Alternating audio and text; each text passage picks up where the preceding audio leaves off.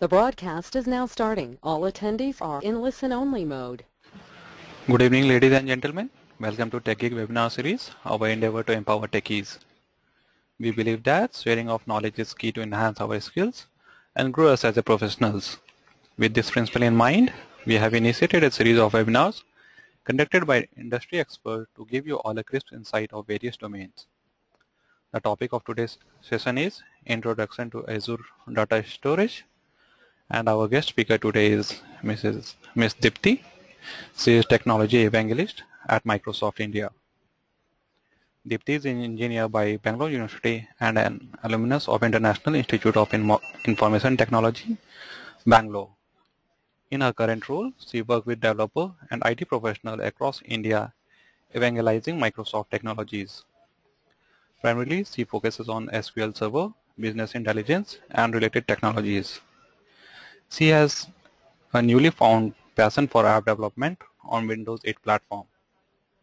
Prior to Microsoft, she worked in different startups in the space of BI in retail and banking domains. In her spare time, she likes to spend time with her family, hang around with the friends, and love to visit new places. So without any further delay, I introduce you all to our guest speaker. Over to you, Dipti. Thank you for that, Gaurav. Welcome all to this Friday evening where we are going to end up learning what is Azure Data and how do we deal with data in the Azure platform. What are we going to cover today in this webinar? We'll take a look at what is SQL Azure Database. How can we use virtual machines on the cloud on the Azure platform?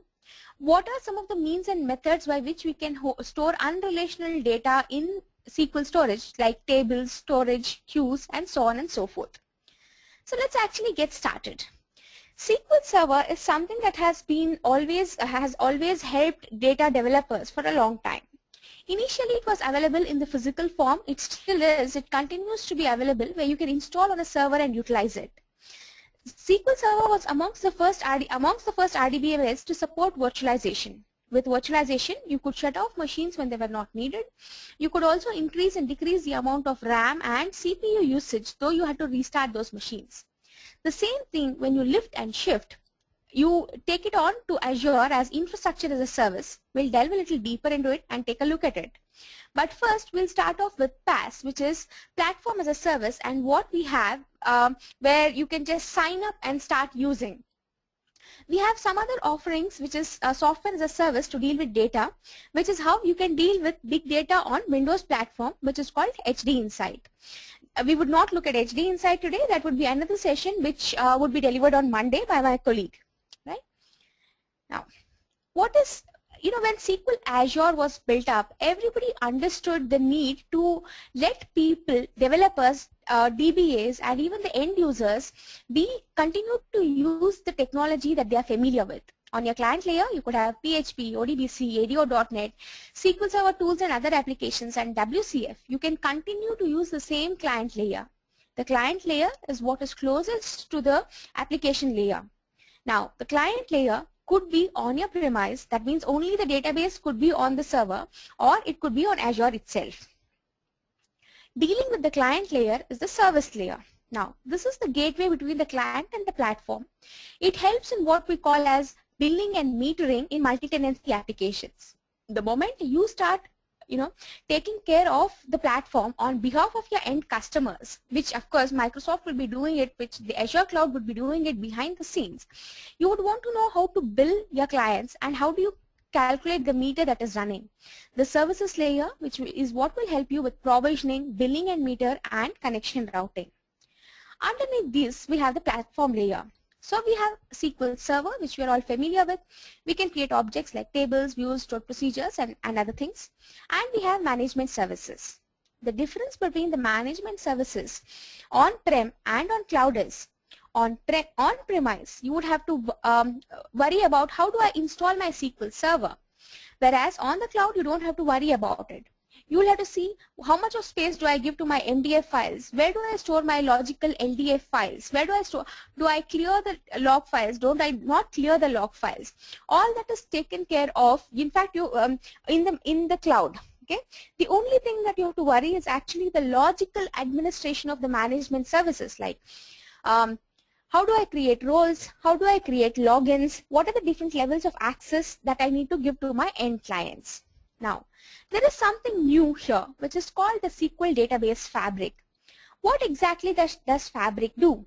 The Fabric replicates any data that you put on SQL PaaS Azure database and makes 3 copies of it. Now, with 3 copies of SQL Azure PaaS database, you don't have to worry about high availability or disaster recovery. You don't have to worry about backups. Backups are taken on a periodic basis and are made available to you for download. So this Fabric, which takes off a lot of administrative overhead and maintenance tasks, is one of the primary reasons as to why you would move to the cloud.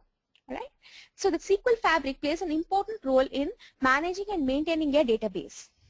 Beyond the client layer, which is closest to the application, the services layer, which helps in connection routing, billing and metering, and the platform layer itself, which hosts the data, lies the infrastructure data, which consists of the physical hardware and the operating system.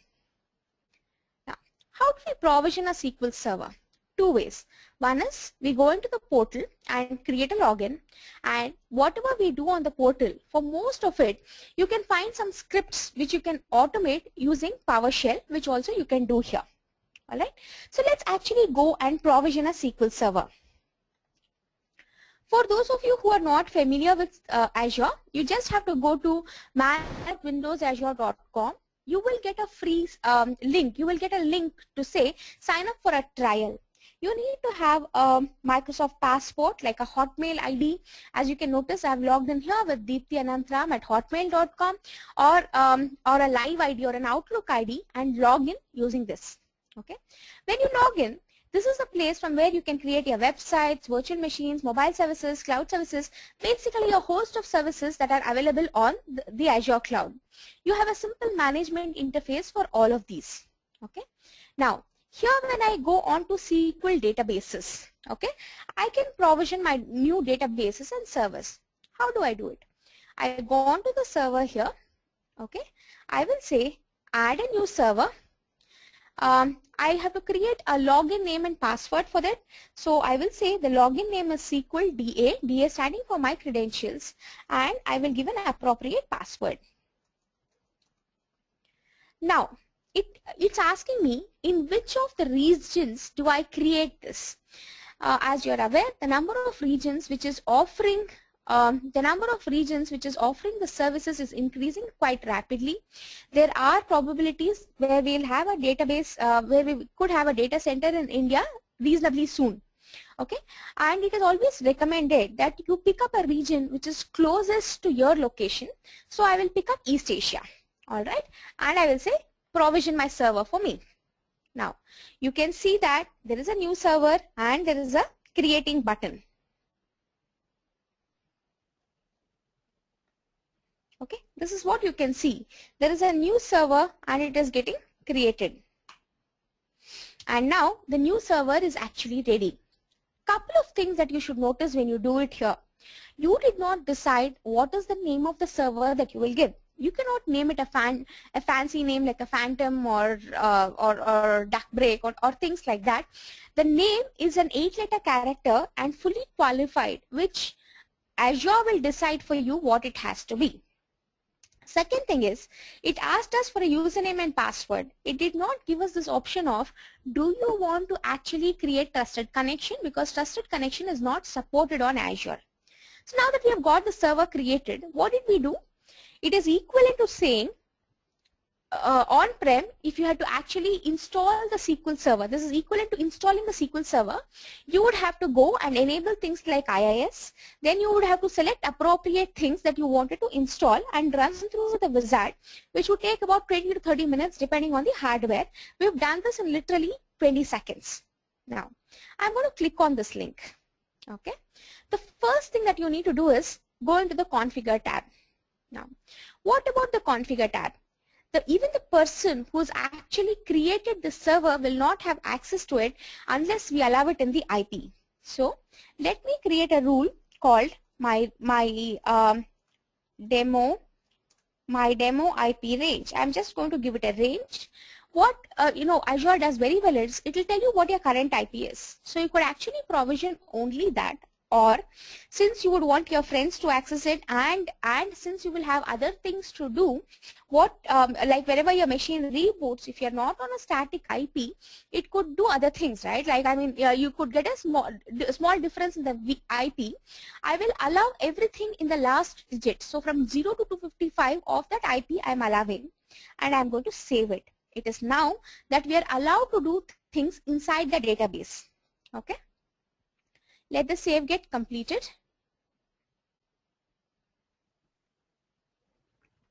So setting up an IP is very, very vital in order to get started working with the database. Now, in less than 10 minutes, we've understood how to log in, how to do it. Okay.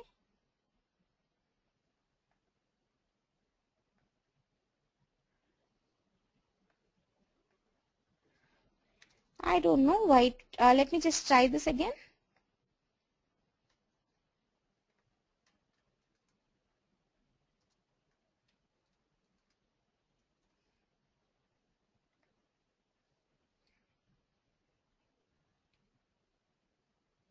Okay, it's added it. Now, let's go to the dashboard.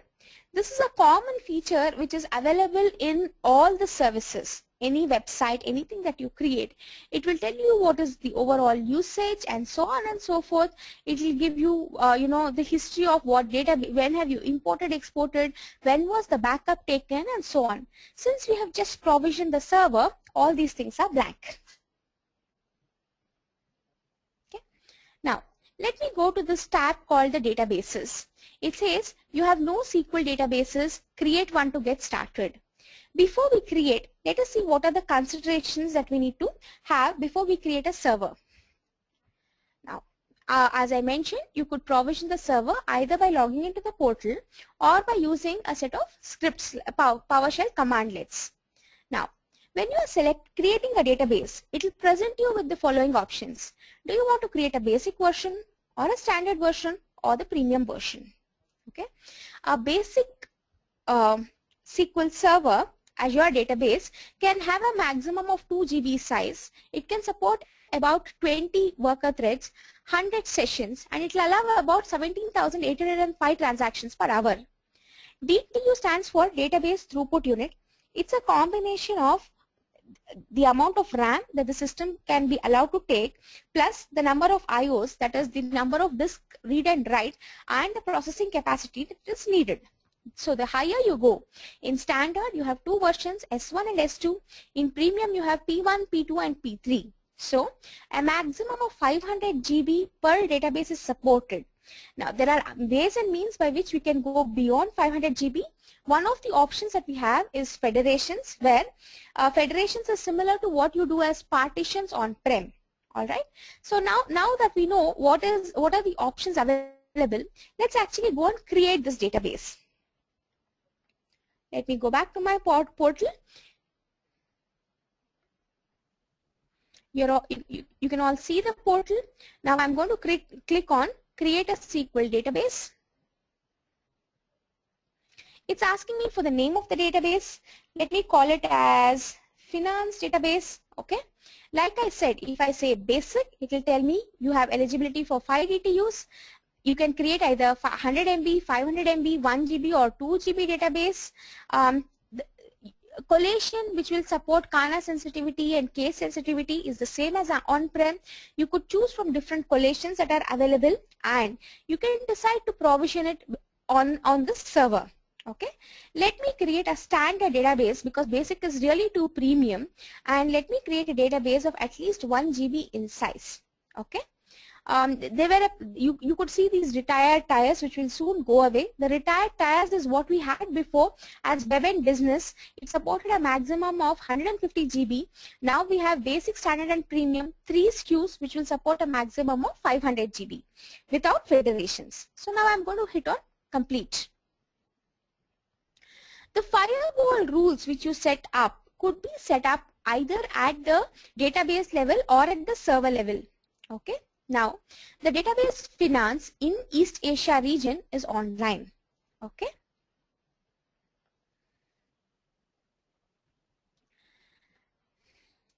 I have clicked on the dashboard. When I clicked on the dashboard, here there is something called as manage URL. Okay, I'm going to click on this manage URL.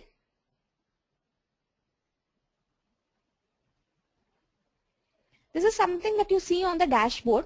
How is the manage URL coming in? First thing, it will give you a HTTPS, the 8-letter character which constitutes the server name, database.windows.net, which is what gets added by the system, right? I'm going to just click on this, and then in the browser, it's allowing me to log into that server. So now you can make certain basic changes to your database right here in the browser. It's asking me, do you want to log into a particular database, right? I will say I don't want to log into any particular database since that is optional. Give the username and password, that I gave while creating the server, and hit log on. Okay. Now let me also copy this name of the, I can't copy it from here. Let me also copy the name of this URL. Let's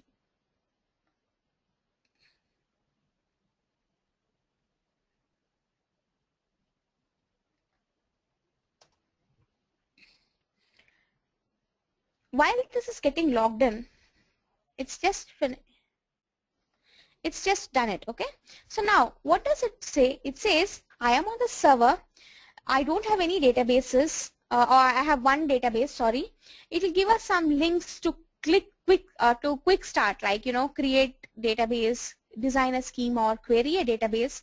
It's also like a portal which will say what is new, like data tier applications, databases are now supported up to 500 GB, query plans are new, auditing capability is new, and it will give you a bunch of links to say go to MSDN forums or blogs and then learn more.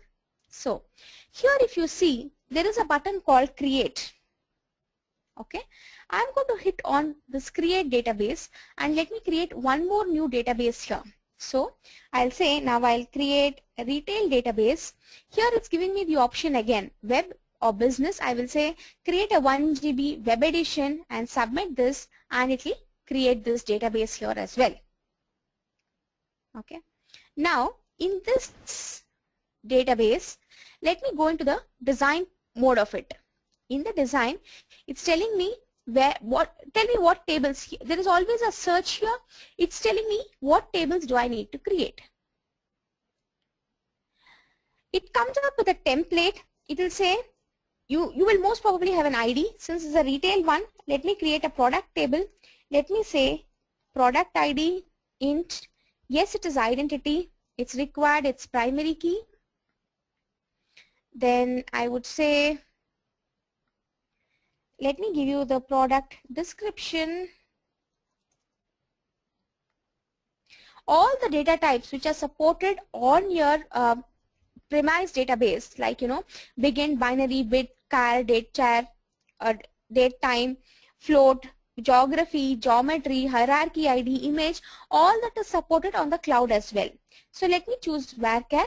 Let me give it a value, like it's a product description, so it can be 500 characters, and then I will say I will also give the hierarchy of what is the product category here. Okay.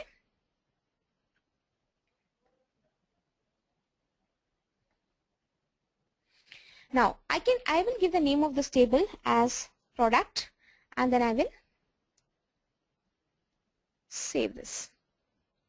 So we have created a database from the browser. We have created a table from the browser. Okay, and similarly you could also you think add a column, delete a column, all these facilities are available. If I go back to the design, it will also allow me to create views where I can write some queries. It will also allow me to write certain stored procedures here, and gives me ability to add a procedure, add a parameter and drop a parameter and so on. Okay, now let me actually click on new query. There is no IntelliSense support here yet. I will say select star from product, and there are no values in it, right? So I will say I can write insert statements here, I can do read here, I can do these activities. But what we'll do is we will see we are all familiar with what? We are all familiar with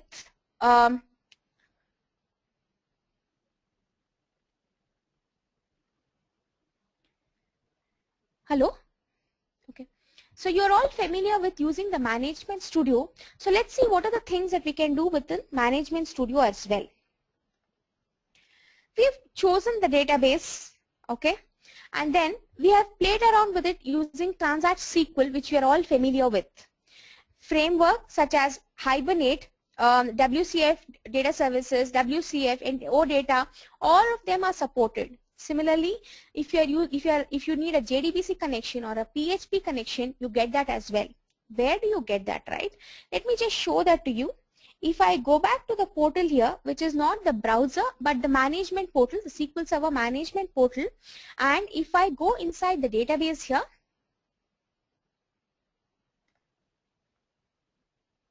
okay, in the dashboard page of this, if I go down here,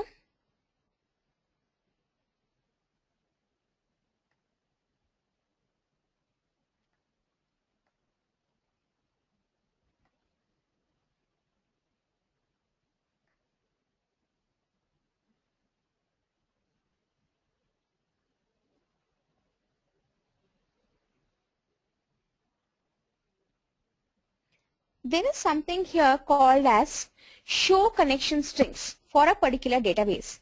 When I click on this show connection strings, it will tell me what is the connection that I need to put in my ADO.NET applications and my ODBC applications in PHP in JDBC. Right? So all I need to do in my application is copy paste this into the relevant application and it would work. So this is what we were saying, that you can continue to use JDBC, PHP, whatever you were using, by creating the database in the same Transact SQL that you were familiar with and replacing those connection strings. So what is exactly the difference between SQL Server on-prem and SQL Server on the cloud? First thing, you have to focus on the logical administration like creating roles, firewall rules, than the physical administration. You do not have a choice as to where the MDF and the LDF files would be placed. Similarly, you don't have to worry about things like mirroring, clustering, always on, because 3 copies of the database are maintained by default. Okay. Every table requires a clustered index. Please note this. Sometimes you would have when you are trying to migrate, this is what could cause a problem. Maximum database size is 500 GB before you support federations. Now, what is it that we don't have on the cloud which we have on-prem? One thing is we don't have the SQL profiler or the SQL agent yet. Having said this, it does not mean that you can't run the agent. It means not that you can't run jobs. You could run Windows jobs. You don't have service broker. You cannot run a query which will pan across 2 databases. Now, we have created this database. How do we make more enhancements? How do we deal with it here? Okay. What I'm going to do here is I'm going to say connect to my database engine. Okay. Now, whatever username and password I had copied here, I'm going to paste it.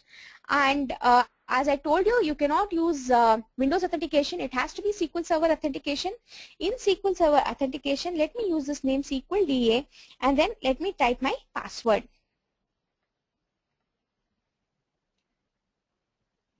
So I am connecting my database, which is on premise, to my database SQL Server Management Studio, which is on my premise.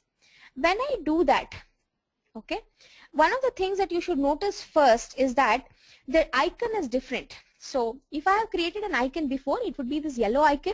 Now it is this blue icon. When I click on my databases, I see the finance and the retail databases that I had created before. In my system, instead of 4 databases, I get a read-only copy of the master database, because this is my logical database and not really my physical database. Okay. Now, let's say I have this database called school here and it comes in with data. What are the ways in which I can take it to the cloud? For one thing, I go to tasks. If you are using SQL Server 2012 and above, you get this exam thing under task called deploy database to SQL Azure. So with one click, you could directly deploy it to Azure.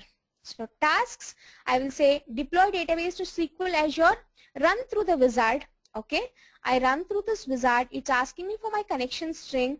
So I will give it a connection string which I had copy pasted before. Connect this. So now here it's asking me which edition of database do I want, web or business, what is the maximum size, and so on. I'll create this, and then if I finish this, I am going to have this database called school moved with the data. Okay, so it is not just moving the schema, it's moving the data as well. Since this is a slightly larger database, this will take like 2 minutes to do it. Let me minimize that window and show you what will happen if you're not using SQL 2012. If you're using something before that, go to tasks, go to generate script. Generate script is where you create the scripts for your tables, views, and stored procedures. So go to tasks, go to generate scripts. Okay, you know all this, right? I mean, you know how you can create how you can script only the required tables, and then whether you want a single file per object or all files in one single object, go to advanced. Here you have an option where it says script for SQL Server version. Okay, in the script for SQL Server version, you have an option which says, instead of saying script for database engine standalone instance, say I want to do it for Azure database. In Azure, you cannot use the word use. Okay, so in the script language, you cannot say use master database. You know, when you script for, you cannot use ANSI padding off, on, you cannot turn it on because it's a shared infrastructure, right? And then similarly, if it does not have a clustered index, you need some kind of a warning. So when you create a script using this methodology for SQL Azure database, it will by itself take care of a lot of things for you, and then you can generate this script and then you can execute it. I will not do this. You know how to go through it. Let me go through the wizard. Okay. Now the school database which I was creating before has been done. If you see, I can see school here, right? Now the same thing, if I go on to my management portal, if I go over here, I could connect to my school database as well. Okay, one second, let me go to databases. And here you can see the school which was not there before. I get the option to deploy, I get the option to extract, I get the option to upgrade this from the web edition that I created to a higher business tier as well. So what have we done here? We have understood, we have created a database, we have seen how to migrate databases from on-prem to the cloud by using Backpack. You have enhanced tooling support. Now enhanced tooling support either in the form of a browser, which I have shown to you already, or there is a new tool called as SQL Server Data Tools. If it is something that you're not using, I would highly recommend that you use it. In order to use SQL Server Data Tools, you don't have any dependency on Visual Studio. It will execute as a Visual Studio shell. It can work on any .NET based edition of SQL Server. That means it can work from SQL Server 2005 to 2014. It can work from 2005, 2008, 2008 up to 2012 and 2014, and it can work on any edition. So it need not be the enterprise edition alone. This will allow you to do continuous integrated development. It will allow you to script any changes. It will help in better version management. We can do SSTT as a separate topic of its own, but all database developers is, it is something that they would love and would want to always use as soon as they get their hands on it. If all of you are not using SQL Server database, please go ahead and use it. One thing to note here, the firewall setting is very, very important. No IP is authorized by default. Not even the person who has created it. Okay. Even though you set up the IP rules here, whatever security principles that you put in the back end, in the front end for UI access, continue to do that. Now, application connectivity, I already showed you. If you need any connection string, go back to the portal, click on, show me the connection strings. It will show you JDBC connection string, PHP connection string, ADO.NET connection string, and put in whatever you would want to, okay, within your application. Some of the considerations and best practices. Idle connections, if anything is idle, if any connection on a cloud platform is idle for more than 30 minutes, it will get disconnected. Any long running transactions, by long running transactions I mean transactions which are running for more than 24 hours, they would be disconnected. There is something called as denial of service. So now, let's say I suspect that this person is not authorized to use it. If they do it from a different IP or something like that, there could be denial of service. Cater to failover events. There will be throttling because it's a shared environment. So include connection pooling and retry logic in your application. There will be a minor amount of latency introduced. One, because your application, it depends on the location and depends on the network speed. But having said that, there is a test. There is in the browser, you can open Azure latency test windows and see what is the millisecond ping rate that you get from different data centers across the world, and there is no cross database dependencies. Okay. Now let's see. What if we have to run business intelligence workloads or databases? I would want to move as is to as is. So we have another service called as infrastructure as a service. So this is hosting a complete app. In SQL Azure, you do not have, it gives you the opportunity to not install or create a database. It will allow you to there's no need for you to worry about high availability or disaster recovery or logins. Now with SQL on IaaS, which is infrastructure as a service, you get the VM. You have all the features. You can run SQL agents, you can run profilers, you can pretty much do whatever you did on premise. Okay. So what is the advantage of SQL on IaaS? Let's go to the portal and actually see what it can do. Now I will go here. I'll say I want a new virtual machine. Okay. I will pick up a virtual machine from the gallery. In gallery, you can get a number of these virtual machines available by default with the software installed. When I click on SQL Server, okay, it's giving me versions from SQL Server 2014 to it will start with SQL Server 2008, all the editions, Web Standard Enterprise, Web Standard Enterprise, optimized for transactional workloads, optimized for data warehousing workloads. You get all these different things. So now if I say give me 2008 R2 Web Edition, I just go through the wizard. When I go through the wizard, I've clicked on the next one. It's asking me which version date do I want. Okay. Basically, there have been different versions released. Always by default, pick the latest version. Okay. Then what is the name of the virtual machine? So this is SQL 2008 R2. I will put in web. Okay. This is web edition. I will put in my credentials to make it unique like DA. You have two tiers as well. Like we have web standard and premium. Here we have different sizes of virtual machine. They are called A0, A1, A2, A3, A4. In the standard, again it will start with A2 and go on up to A9. So these are all the machine sizes. Until recently we had only A0 to A9. This was all on SATA drive. Now we have D1 to D14 as well. So D1, D2, D3, D4, and then we have D11, 12, 13, 14. The D disks, the D series are built on SSD. So with solid state devices, your performance will be faster because you have more control on the I/O. I will create a A4 machine with 8 core and 14 GB. I have to give a username and password to access the machine. Right? I'm creating a virtual machine, so I should know how to access the virtual machine. To remote login, I have to give a space. I have to give a username and password. I will do that. Now, again, it will ask me, which affinity group I should put it in. For everything, I will choose East Asia because that's closest. Now, it's asking me, should I put it in a default storage account? In a minute, in about 5 minutes, we'll come back and speak about the storage options that we have. We can create a new storage account or we can put it in the back one.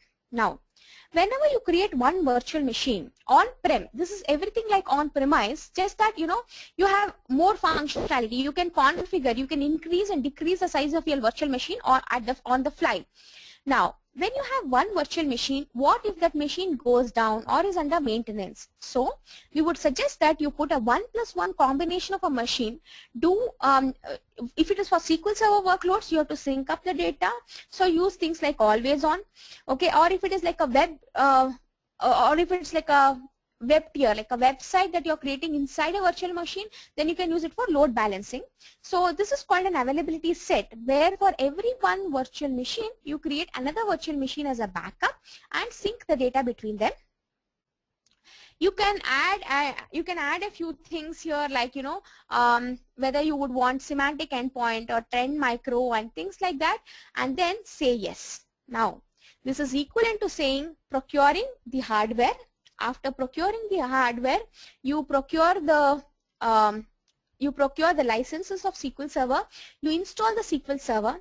So when this virtual machine finishes executing, you will have the OS plus the SQL Server installed, all ready to go with the remote login. Now, the beauty of this virtual machines is you don't have to just create SQL Server virtual machines. Oracle is also now certified on Microsoft Azure platform. So by default, if we click on Oracle, okay, you get these different Oracle machines also. You could go ahead and complete the wizard and create a Oracle on Windows. Now, we also support Ubuntu, SUSE, CentOS, which are all Linux-based Linux-based operating systems. We also have SharePoint and so on. Now, if the question is, if I'm using something like a DB2, by all means, go ahead, install it on a Windows Server machine, create a basic VM of Windows, and then on top of it, install it. If you want to install MySQL inside your own virtual machine, you can continue to install MySQL here. MySQL is also offered as a PaaS service, like how SQL Azure DB is a PaaS service. MySQL is also offered as a third-party PaaS service. Okay, let me not create another virtual machine here. One would be sufficient for us to play around with. While this is executing, let's go and see what are the other options that we have. So you can run any SQL product on the cloud virtual machine. Point one takeaway, there is inbuilt support for SQL Server and Oracle in the form of virtual machines. MySQL, it's not available in the gallery as such yet, but it is available from the third party as a PaaS service. You have ready to go VM images in the gallery. Persistent storage using by attaching disks in the blob storage. So you can increase and decrease the size of your storage in the virtual machine as you would do on premise. Now, what are the differences between the SQL databases you had with SQL Azure database, which is a PaaS service, and SQL infrastructure as a service? One is in SQL Azure PaaS service, it's a fully managed environment. Okay. In IaaS, you have more choices. You can have SQL Server, Oracle, MySQL. In the PaaS service, high availability disaster recovery is automatically taken care of. The SQL Fabric will create 3 copies of all databases that is put inside, so you don't have to worry about do I use clustering or things like that. Whereas here on IaaS, since it is your machine where you have the control, you have to do things like, like take one more machine and create a high availability feature set. Automatic backup is enabled by default. What do I mean by automatic backup? Once a week, complete backup is taken of all the databases that you have on your machine. Once a day, a differential backup is taken, and when the size of the log file increases beyond 1 GB, a transactional log file backup is taken. Whereas in IaaS, it is your machine, you have control over it. So, you have to take the backup, you have to manage it. Here in SQL IaaS, without federation, you can support up to 500 GB. Though in IaaS, we encourage you to create partitions. Without creating partitions, I mean, it's after all your database and you know the logic best. You can have up to 16 TB of data on it. Yes, SQL Server 2012, 2014 would support 16 GB. There are people who are running 8, 10, 12 GB easily. In SQL Azure database, which is the PaaS service, you could only log in using SQL Server authentication, whereas in IaaS you can use both. You can use Windows authentication as well as SQL Server authentication. All features like SQL Agent, Profiler are available within IaaS. BI PaaS services are not available for business intelligence workloads like SQL Server integration services, SQL Server analysis services, SQL Server reporting services, whereas all this can be done within IaaS virtual machines. So far we have spoken of how do we deal with BI workloads, how do we deal with relational data. Not all our data is like that. There are situations where all of us will have to store text files, Word documents, audio video files. Where do we put it? On the file system. A file system on the cloud is blob. Okay. So every account, which is my account, has a container, and the container has got blobs. Okay, there are two different kinds of blocks: page blob and blob.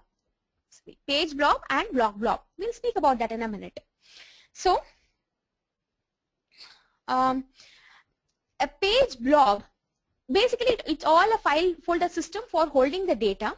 In every account, you have to create a container. In the container, you can have different kinds of blobs. The block blobs are used to hold streaming content.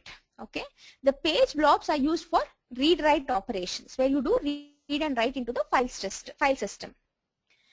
You can do any of these web operations using REST APIs. So if you say put blob, it will create a blob. If you say get blob, it will read the blob along with all the metadata content. Similarly, you could delete blob and copy blob, which is self-explanatory. Snapshot blob is take a copy of the blob at any point in time. What is a lease blob? A lease blob will give you 1 minute complete access on the blob for any kind of read operations. Okay. So again, under the hood there are two types of blocks: block and page. Block blob is targeted at streaming workloads. Page blobs at random read writes. Each blob consists of a sequence of blocks. See, imagine it to be, it's like part 1, part 2, part 3, part 4, whereas a page blob is like an array of pages as in a book. Each block is identified by a block ID, simple. So 1 will connect to 2, 2 will connect to 3, whereas a page blob is identified by an offset from the start of the blob. So from 15 onwards to start the second chapter, from 17 onwards to start the third chapter. And the size limit is 200 GB per blob for a block blob, and it is 1 TB for a page blob. We have another storage called the tables. Okay. Now, just because the name is tables, often people will confuse it with SQL Server tables. No, it's not an RDBMS, which is Relational Database Management Systems table. Here, it is called tables, and tables will hold data in the form of entities. Per table, 255 properties are supported, and each of them can be 1 MB per entity. There will be a partition key which will help. That means there's a concept of a primary key which will help in identifying the row uniquely. Okay. Because you can read right into a table, there is optimistic concurrency. What do we actually mean by this? Let's look at this example, right? Is there anything wrong? We have first name, last name, and birth date. The first two rows for Wade and Nathan subscribes to what happens in a database, whereas the third one for Nick Harris has date of birth is entered as May 1, 1976. This looks like this is not in DDMM format or MMDD format. This is actually character text. Now, tables will allow us to actually hold data in this format. Okay. And then if you have a favorite sport called canoeing for Nathan, it is not like creating another column which is sparsely populated. That means for 100 people, only 20 of them have a favorite sport. It is not like that, right? It's like a key value pair. When you say, give me values for Nathan, it would come back with 3 values. Whereas if you say, give me value for Wade, it would come back with 2 values. So it's like a key value pair functioning. The data types which are supported in a table, we wouldn't, you cannot store images, files, photos. It is basically for integer, character, date, time, string kind of reading operations. Okay. It's used a lot in places like Facebook and any of the social media operations where for one you have multiple links. Okay. If you have to query, you can say filter last name EQ is equal Wagner, and you will get the information. We've looked at blobs, which is a dump of all the data. You can put VHD backups, you can put back files there on the blob storage. Then we have table storage, which is a key value pair. Okay. What is the other things that we have? We actually have queues. A queue will differ from the other two. So first we spoke of dealing with relational and BI data. Then we spoke of dealing with kind of key value pair data and things which need permanent storage. What about things which need temporary storage? For example, let's say you send a friend request. Once the friend request is accepted, you wouldn't want to put it in a table and then update the table. Put it in a queue, wipe it off from the queue. That is what happens in queues. Okay, it's a temporary storage of data. It will store messages, and all messages have a size like 64 KB. Okay, so all access to Azure account is done through a storage account. A queue contains a set of messages. All messages must be in the queue. A thread will come, pick up the item in the queue and go and process it. If it fails to process it, it will come back to the queue and it will get picked up by another job and get executed. Okay. Messages are not ordered. It is not a first and first out or a last and first out. There is no order. Generally, it will come in the order that it has taken. But if it fails, it can get to the last of the queue.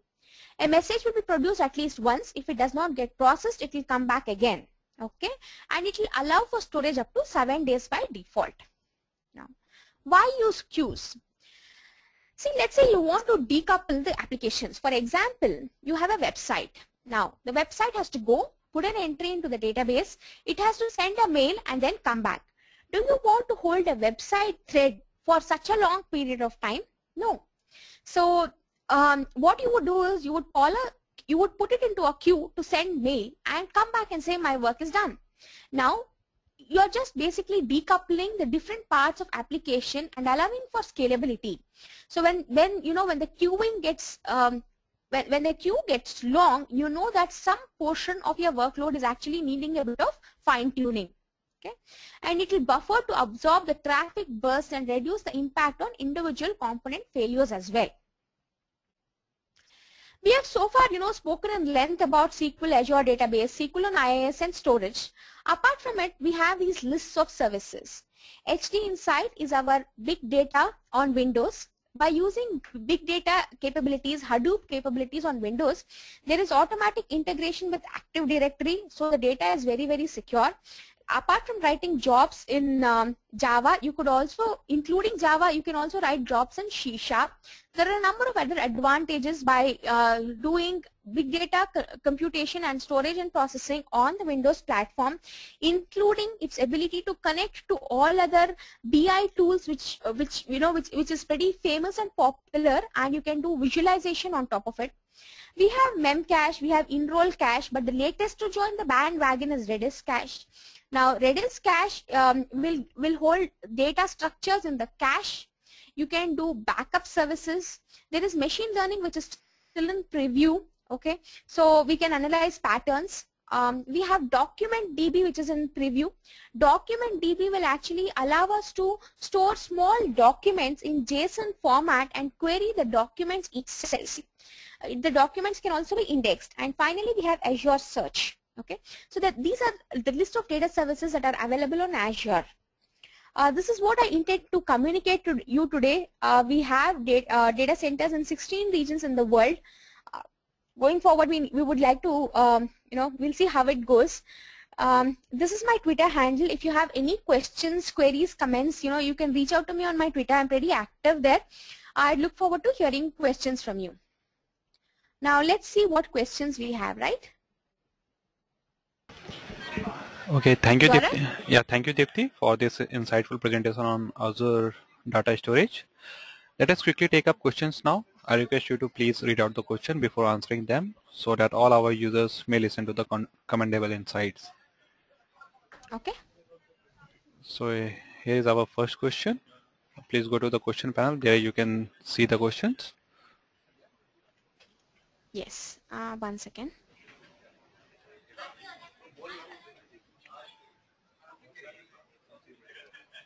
Am I able to see only one question at a time? No, you will see. You can see multiple questions. So we are just. Okay. Okay. We have one question by Ravi Shukla. What is the difference between web and business database? Ravi, you know, I later on mentioned in the presentation that there is something called database throughput unit, and the capacity of the database and the number of concurrent threads that it can hold and the number of transactions per minute or per second. So basically a business database is far more performance better than the other databases. Okay. Srinivas Mishra has another question. How many IPs can I add? Since you can add IP ranges, Srinivas, I don't think that should be a concern. There's one question by Anshuman Mishra. How many Azure services optimize the entire SQL architecture when one database is having unique schema for constant IP addresses? How Azure services optimize the entire SQL architecture? See, first thing is it is a PaaS service. So as I have been mentioning throughout the presentation multiple times, it will automate all the administrative tasks like HADR and backup. You don't have the overhead of creating the database. You can increase, decrease the size of the database, move from one tier to another. The advantages that we have in the cloud of, reduced costs, which is true because of the volumes of scale, reduced maintenance effort, then and it is cheaper and the prices are going down. When we are dealing with any data project, it becomes very difficult to actually estimate the size of the growth of data. You know, we can always estimate the size of the transactions and things like that, but estimating the real data size is difficult. So even though you know that you are going to hit the threshold limit, your C drive is occupying 70%, you have to increase the thing, you have to procure new hardware, you have to, there will be a business downtime, you have to patch it in, all that overhead is taken away. In terms of architecture, I would like to know a little more about it. Do drop me a note and then we'll discuss it. Where the blob is stored on the server, this is what Chetana Tanna has to ask.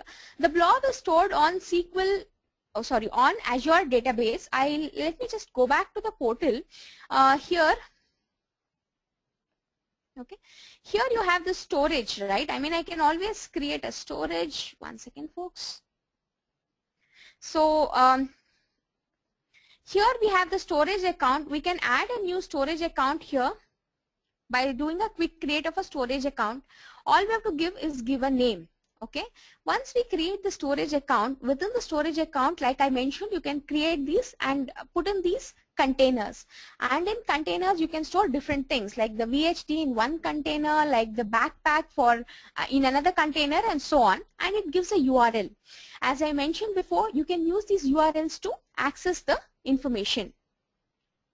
You can use this URL to deal with it, to add, to read, to all those kinds of things. Chetna, hope that answers your question.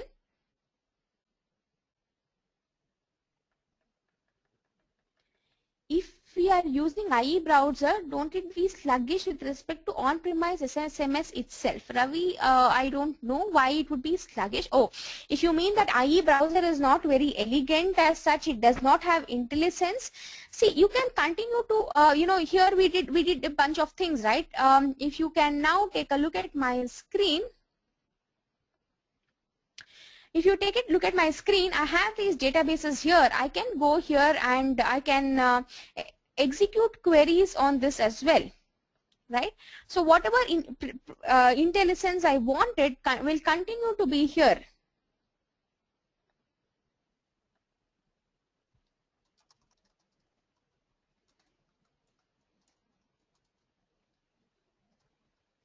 So I hit an F5, so I can insert, delete, read, write from my SQL Server as well. The browser was just another method by where if you notice a quick change or if you want to do minimal changes on the client side without a SQL Server being installed on it, you have the ability to do it. We wouldn't definitely recommend that you try and do all your development on the browser, for which I would recommend that you use SSDT, SQL Server Data Tools. Continue to use SQL Server Data Tools. Check it out, it's a very feature-rich tool from where you can deploy to any changes on-prem as well as on the cloud.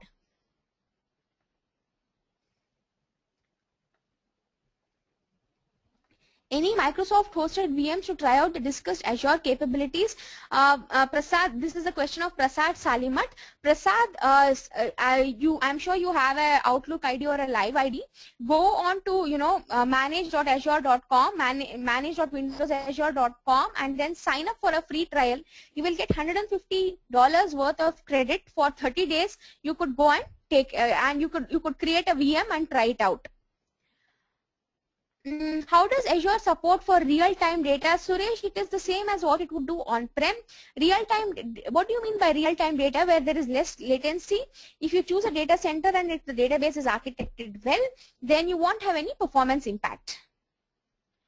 How do we deal with linked server in case of SQL DBs? Ravi, at the moment you cannot deal with linked server inside SQL PaaS database, but you can definitely do it on VM as you would do it on premise. So if you have a need to use linked server, use infrastructure as a service.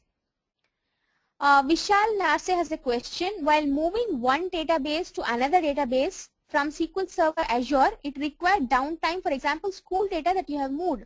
Oh, you mean that my on-premise database would be down? No, not necessarily. It's saying, it's like taking, see, when you're taking a backup or when you're creating a DAC pack, you can always take a backup also, push it onto storage and from there restore it. There are ways and means by which your on-prem database, if you want it to be up and running when you're setting up the Azure, it is completely possible. Okay. In most cases, you would not do a deployment of the DAC pack. This is a feature. You will take the script as I showed it. You will execute that script. You will do the testing.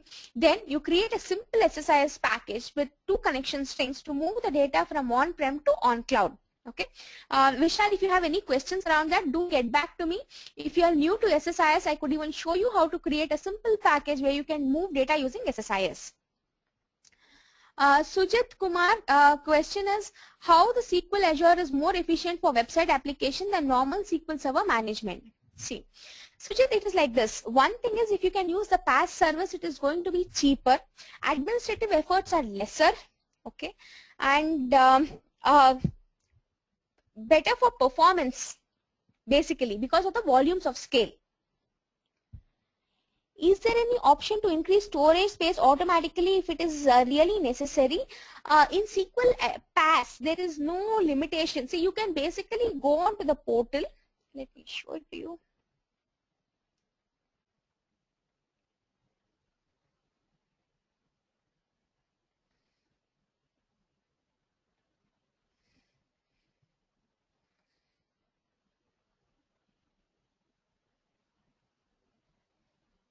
Okay.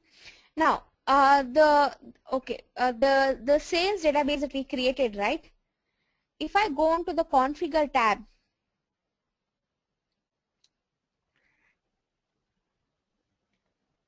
if I go on to the scale tab, sorry, it's saying it's in the web edition. I can go and change it to make it to standard and I could save it. I could go on to all I have to do is save here and it will change from web to standard. If I want to change it to premium, again here it gives me the drop down. Do you want P1, P2 or P3 levels of performance, and save here and then it will work. It cannot automatically do it. You can use a script if you want to do it, or you can get an alert to say the storage is hitting 1.5 GB, then you can come and change it. So you have a lot of ability and freedom to do things like this, right? And if you want, you can use PowerShell to automate it. But if you have to even manually do it, it's just a click away and a share away. And during this time, the database is not down.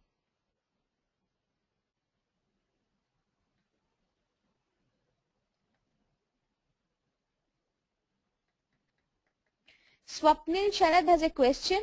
My question is, in which way we can access or retrieve data from the websites? See, it's a connection string, right, Swapnil? And if you create a website, which we can have as a separate session, you can create it by default. You can create a database which is attached to the website. Okay.